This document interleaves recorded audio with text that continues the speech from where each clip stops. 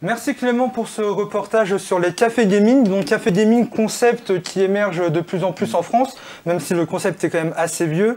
Autour de la table, vous connaissiez déjà avant Moi perso, ouais, de nom. Après, tu vois ça surtout dans des anciens films, genre style Retour vers le futur. Mais non, j'ai pas eu l'occasion de me remettre au goût du jour à ce niveau-là. Ouais, non.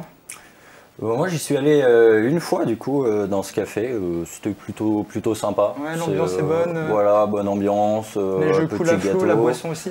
Pas mal de jeux, pas mal de consoles, donc ouais non c'était bien. Et puis ça avait l'air de bien marcher puisqu'il y avait plutôt du monde. Ouais, d'accord.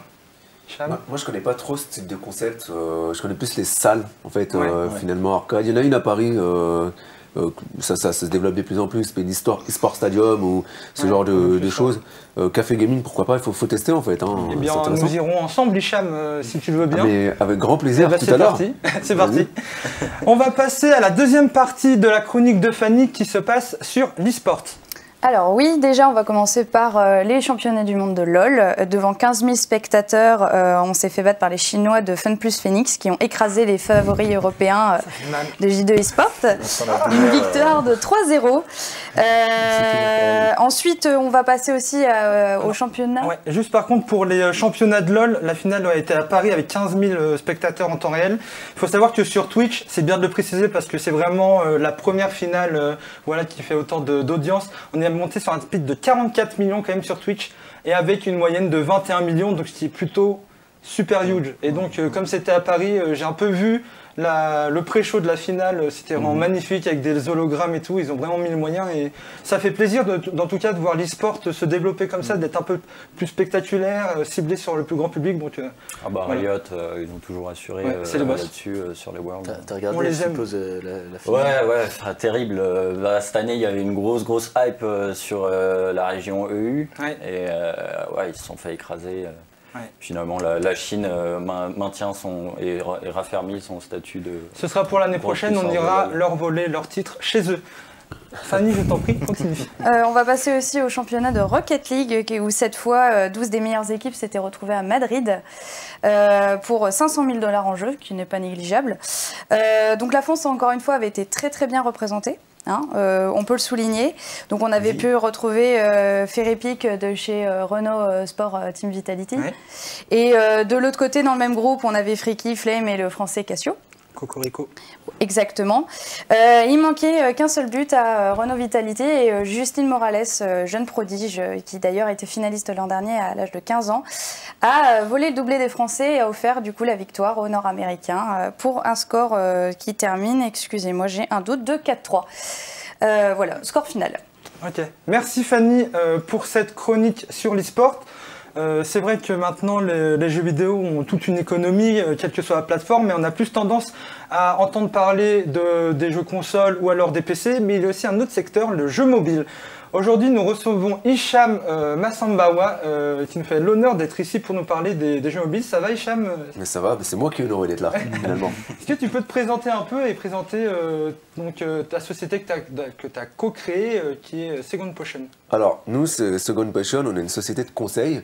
Et finalement, notre concept, c'est de dire que l'acte d'achat, la boutique, elle doit faire partie intégrante du jeu. Parce que finalement, ce qu'on trouvait en temps normal, c'est qu'on avait le jeu et le shop. Et donc nous, ce qu'on fait, c'est qu'on va voir des jeux mobiles et on va tout simplement leur dire, on va vous aider à augmenter la monétisation intégrante à votre gameplay en faisant des expérimentations, par exemple grâce à des notifications que vous recevez sur votre téléphone, ça, les fameuses notifs, et les messages in-app, donc les messages dans l'application que vous recevez de temps en temps sous la forme de pop-up.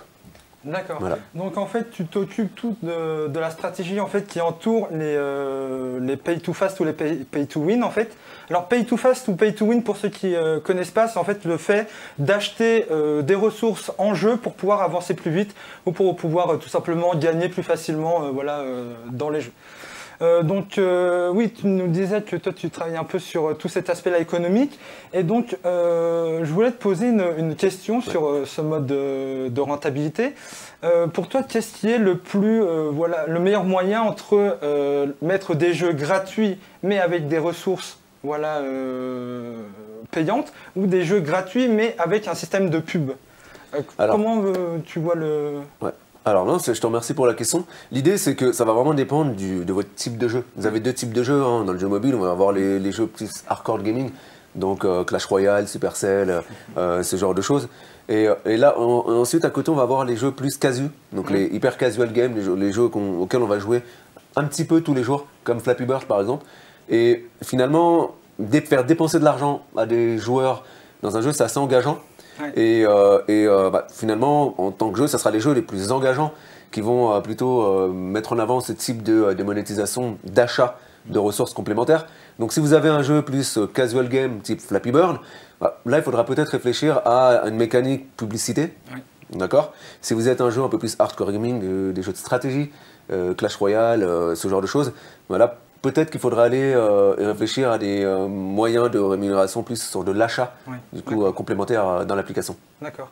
C'est vrai que pour les achats in-game, par exemple, moi j'ai beaucoup dépensé dans Summoner Wars pour avoir les monstres et tout.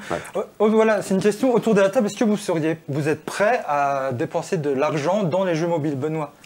Moi, je me fais une spécialité de payer sur des pay-to-fast, de jouer à des pay-to-fast en free-to-play. D'accord. Voilà. Donc free-to-play, c'est des jeux gratuits, pas besoin d'acheter. Les free-to-play dans les pay-to-fast, c'est les joueurs qui dépensent pas d'argent, mais qui jouent assez régulièrement pour obtenir un niveau correct, en fait. D'accord. Vous, Fanny, Thomas? Franchement, moi, je trouve ton analyse intéressante. En fait, j'avais jamais vu sous ce jour-là. Et c'est vrai que plus le jeu est engageant, plus on est apte à payer, en fait. Et je compare Clash Royale, hein, tu le disais très bien. C'est le genre de jeu où, à l'ancienne, je pouvais lâcher un peu de blé. Maintenant, je fais un peu plus gaffe. Même principe. Après, c'est pas trop mon truc, mais c'est vrai que dès qu'on est dans un jeu vraiment qui nous captive, qui nous donne envie, on a du mal à résister parce qu'on veut progresser, on n'a pas forcément de patience, donc au bout d'un moment, on sort la credit card. Voilà. Eh bien, merci Hicham en tout cas de nous avoir accompagnés pour cette première mission et d'avoir répondu à mes questions. C'était vraiment très intéressant de distinguer un peu les deux aspects. On va continuer tout de suite en partant à la découverte d'une activité sur l'univers des jeux, même de la pop culture en général. C'est le cosplay. Donc le cosplay, qu'est-ce que c'est? C'est le fait d'avoir un costume et d'incarner un personnage de la pop culture. On a un reportage tout de suite de Clément, toujours. C'est parti.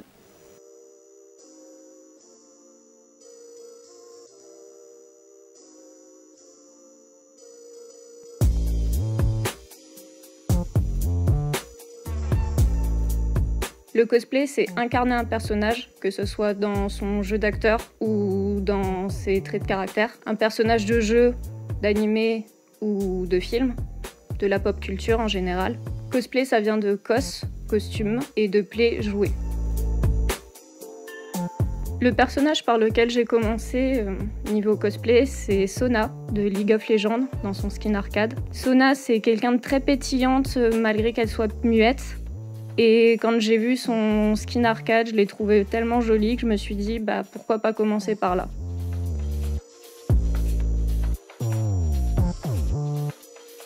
Pour faire un cosplay, c'est plutôt simple. Première étape, il faut se renseigner. Beaucoup d'images, en jeu, fan art. Après, on fait le patronage. En 3e, on fait les props. En 4e, on le porte. Donc étape de maquillage. Essayage, besoin de retouches au cas où. Pour faire du cosplay, vous avez également le choix de l'acheter. C'est un gain de temps et parfois d'argent. Mais si vous voulez une qualité supérieure et avoir aussi la fierté de l'avoir fait, fabriquez-le.